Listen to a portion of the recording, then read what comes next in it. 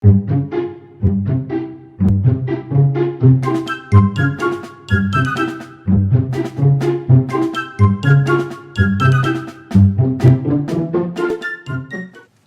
3.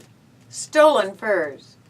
On the morrow, Dan and Brad called early at Mr. Hatfield's home to inquire as to the condition of Jock. They found the boy up and dressed, eating a late breakfast with Mr. and Mrs. Hatfield and Fred. Apparently none the worse for his river adventure the previous night, the lad seemed to be in fairly good spirits. Taking Brad and Dan aside, Fred reported to them that absolutely no progress had been made in learning the boy's identity or anything about his past. Just as soon as one asks him a direct question, he pretends not to understand, Fred complained. It's all a pose. What does your father plan to do with him? Brad asked. He hasn't decided yet. This afternoon we're going down to the cave to clean up after the last night's meeting. We'll probably take Jock with us. You know he's a cub, I suppose, Dan remarked. A cub? Fred was astonished. Why, no. He didn't give us a hint of it. What makes you think so? Brad and Dan related how Jacques had grasped the former's hand in the official cub handshake, mute evidence that he once had been a member of that international organization. He's a queer duck, Fred declared. I'm sure he didn't mention to Dad that he had ever been a cub. Fact is, he kept mum about everything.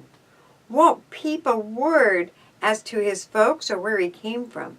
The cubs discussed Jock a little longer, and then Brad and Dan left, but not before promising Fred that they would drop around the cave later to help with the cleaning. Anxious to learn how much damage had been done the previous night to Mr. Hallowell's sailboat, the boys next stopped at Webster City's yacht club. From Midge, who loitered on the dock, they learned that the sailing craft already had been hauled to the nearby boatyard to be repaired. The job will cost at least $40, Midge reported. What's worse, the boat will be out of the water for at least 2 or 3 days. It makes me sick.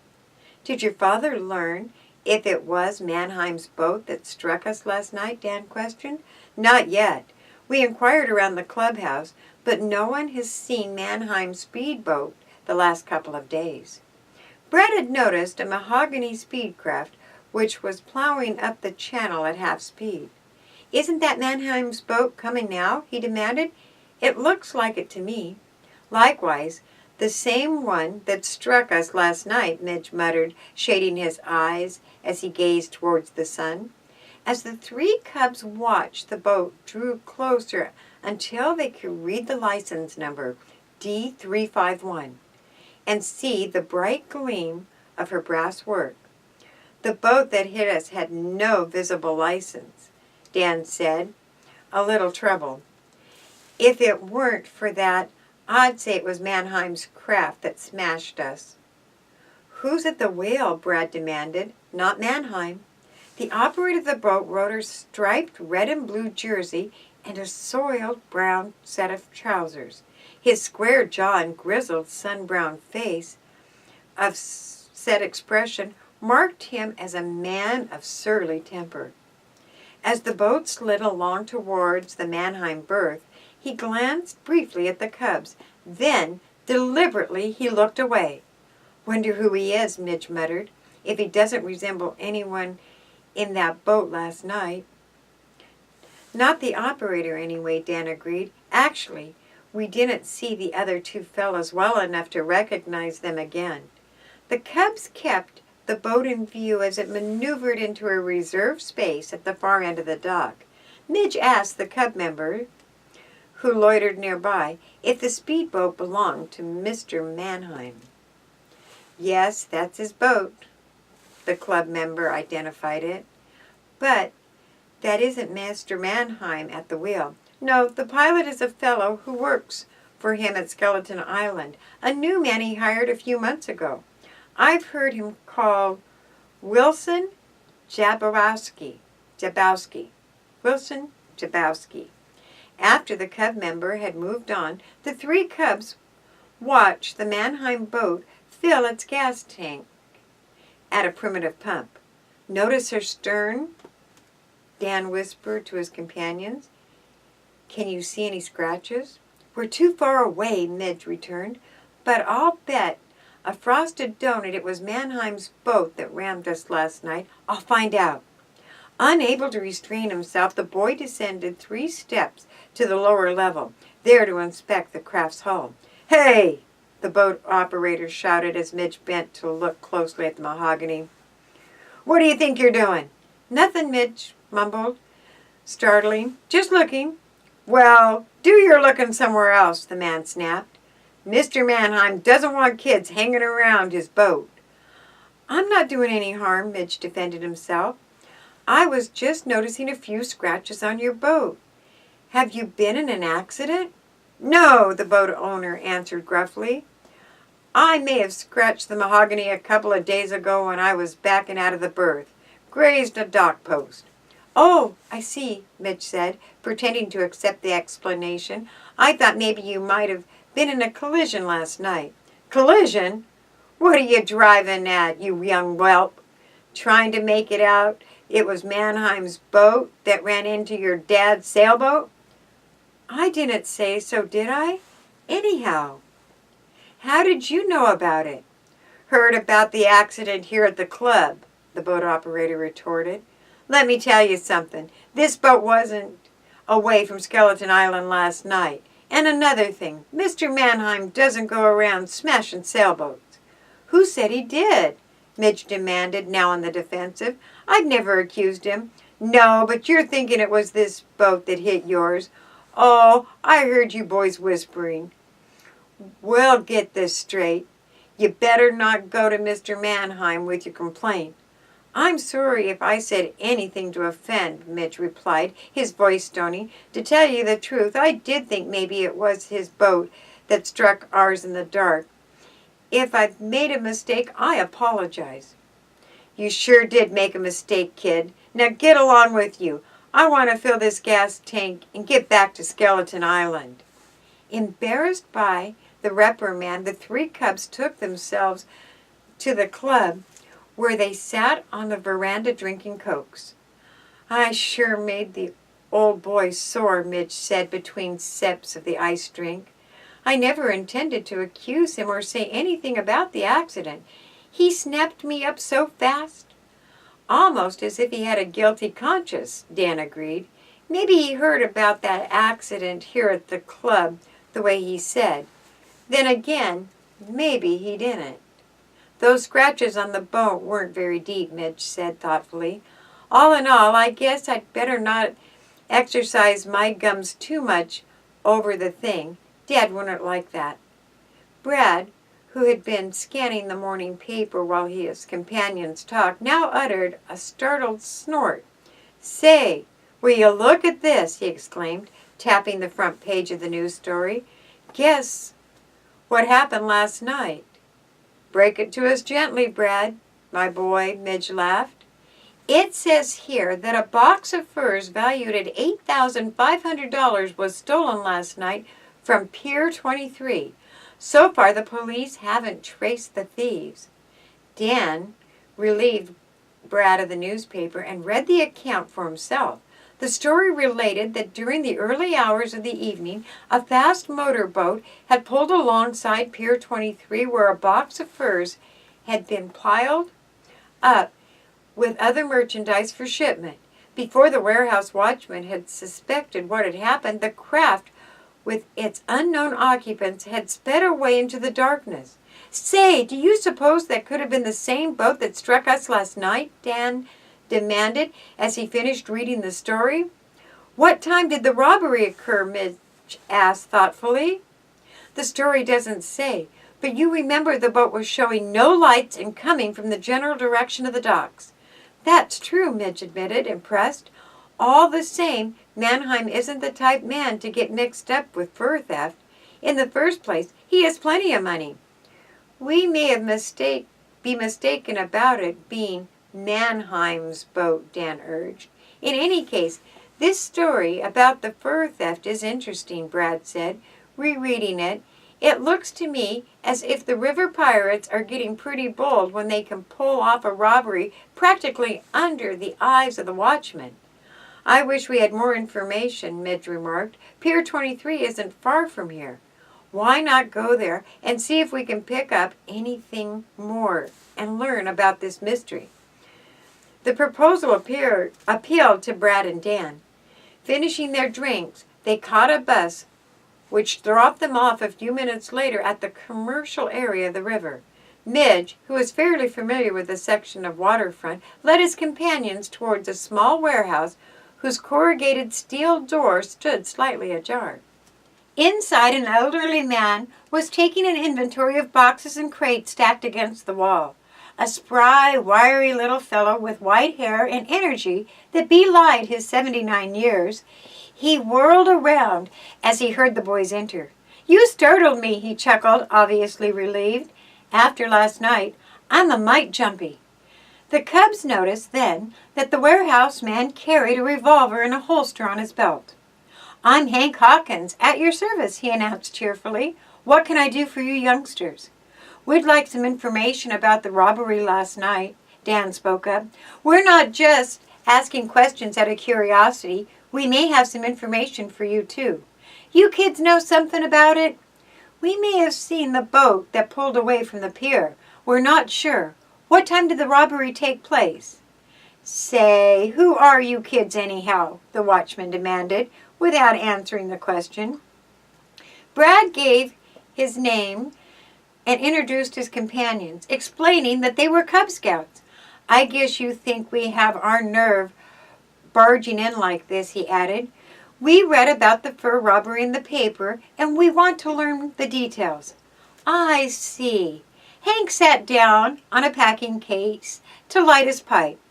"Well, there ain't much to tell. The Hodder and Hemister firm sent through a box of expensive furs. They were to be picked up at 10 o'clock last night by the freighter Alborn. At 8:30 I set out the box along with some others that were to go. Then I stepped back into the warehouse for a minute, and it happened." "You say the theft occurred about 8:30? Dan asked thoughtfully. "It was about that time. Ordinarily, it wouldn't have been dark, but a heavy fog had rolled in." "Did you see the motorboat and the men in it?" Midge asked. "Caught a glimpse of 'em as they pulled away, that was all. It all happened so fast. They had that box off the pier and were gone before I knew what was up." "What sort of boat was it?" Brad inquired. "A 20-foot high-powered speedboat. Mostly she was a blur in the dark, not a light showing." "How many in the boat?" "3, I'd say." The information tended to convince the Cubs that the craft was the same one that had smashed into Mr. Holloway's sailboat. As they were telling Hank about the incident, a tapping sound was heard on the planking outside the door. A moment later, a blind man, led by a seeing-eyed dog, groped his way into the warehouse. "Good morning, Joe," the watchman greeted him. "How's business today?" "Lousy," the blind man complained. "I sold only 4 packages of pencils all morning. The sun is so hot it's wilting me. Mind if I chin for a few minutes while I cool off?" "Glad to have you," Hank said, guiding the man to a seat on a box. "Boys, meet Joe Matt, a friend of mine." The Cubs gave their own names. Feeling sorry for the man, Brad then bought a package of pencils for a quarter. However, the blind man pocketed the coin rather indifferently. "What do you hear from the cops?" he asked Hank. "Any clue as to the fur thieves?" Apparently, it was a clean getaway. The box was uninsured for only half of its value, and that makes it tough for Hodder and Hemister. I'm lucky I didn't lose my job." "Why should anyone blame you?" the blind man demanded. "It wasn't your fault." "No, but maybe my employer will figure I should have had my eye open a little wider. It's the first time I've ever lost anything in 18 years of working here on the waterfront." Hank discussed the theft at length and then began to tell other tales of the waterfront which kept the Cubs enthralled. Brad, Dan, and Midge presently found themselves drawn into the conversation. They told of their cave on the hillside and the exciting treasure hunt which led to the discovery of Jacques lying on the beach. Jacques, the blind man interposed. Is that his name? Must be one of those foreigners. French, we think, Midge revealed, failing to notice the look of intent interest in the blind man's otherwise masked-like face. He's not much to talk. Hasn't told you anything about himself? Not yet. Where is the youngster now? He may be at the cave. The blind man talked a few minutes more and then arose to leave. Dan also slid down from the packing box on which he had perched himself. Slight as was the movement, it disturbed the seeing-eyed dog. With a snarl, he sprang at the boy. Startled, Dan leapt backwards. The blind man uttered a sharp command. Here, Rudy! Come here! Behave yourself! Still growling and eyeing Dan with deep hate, the dog allowed his master to grasp him by the leash. Quite a vicious dog you have there, Brad said, edging away. He might have taken a chunk out of Dan. Rudy isn't vicious, the blind man denied. Now and then, he takes a dislike to someone. Usually he won't attack unless he's annoyed. That's encouraging, Dan said with a wry grin. Believe me, in the future, I'll take pains not to annoy him. Without apologizing for the incident, the blind man took the dog and went off down the wharf. For a long while, the cubs could hear his cane tapping on the planks. Joe Matt isn't a bad sort, after you know him, the watchman remarked, aware that the cubs had not been favorably impressed by the man's manners. Being blind would make anyone out of sorts, I guess. Sure, Brad agreed. I suppose he's attached to the dog, though he's an ugly animal. Wouldn't want to meet him on a dark night. You bet I'll give him a wide berth, Dan added with a laugh. Rudy didn't go for me, and the feeling's mutual. By the way, Hank, how long have you known Joe Matt? Oh, I don't remember, the watchman replied indifferently, knocking the ashes from his pipe. 6 months, maybe. Well, I've been spinning yarns long enough. Got to do a little work now. Accepting the remark as a dismissal, Dan, Brad, and Midge said goodbye and left the warehouse. At the bus line, they debated and finally decided to make an appearance at the cave. Mr. Holloway and Fred will need help cleaning up the place, Dan declared. Also, if Jacques is there, I'd like to talk to him again. He seems to go for you more than anyone else, Brad said, signaling to the bus driver. Maybe you can get him to loosen up a bit. The sun was high overhead as the three cubs alighted from the bus 10 minutes later. Crossing the beach, they climbed to the cave. Entering, they saw at once that something was amiss.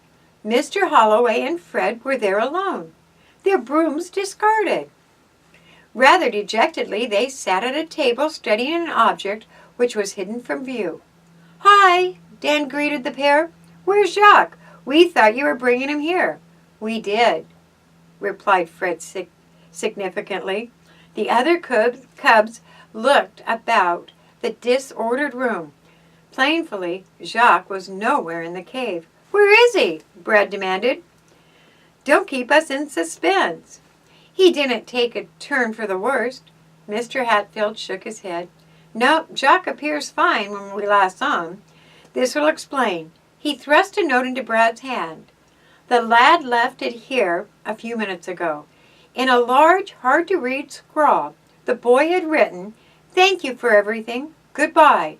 Beneath the message appeared a crudely drawn wolf cub, its sharp ears pointing to the final word, Jacques.